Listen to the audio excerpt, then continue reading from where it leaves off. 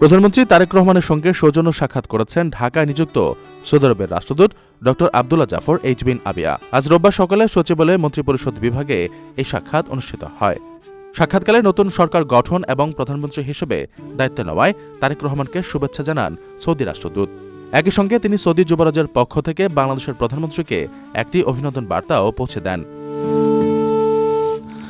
বৈঠকে বাংলাদেশ ও সৌদি আরবের মধ্যকার দীর্ঘদিনের বন্ধুত্বপূর্ণ সম্পর্ক আরও জোরদার করার বিষয়ে বিস্তারিত আলোচনা হয়।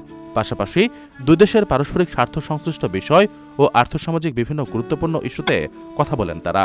এর আগে আজ সকাল ৯টার দিকে সচিবালয়ে নিজ দপ্তরে আসেন প্রধানমন্ত্রী তারেক রহমান।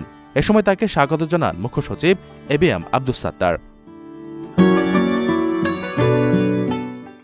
আপনার স্বপ্নগুলো আকাশ ছুবে প্রবাসীর হেলিকপ্টারের মাধ্যমে। বিয়ে, জন্মদিন অথবা যে কোনো বিশেষ প্রয়োজনে হেলিকপ্টার ভাড়া করতে যোগাযোগ করুন স্ক্রিনে দেয়া নাম্বারে। প্রবাসীর হেলিকপ্টার, নিরাপদ ও সাশ্রয়ী বাহনের বিশ্বস্ত নাম।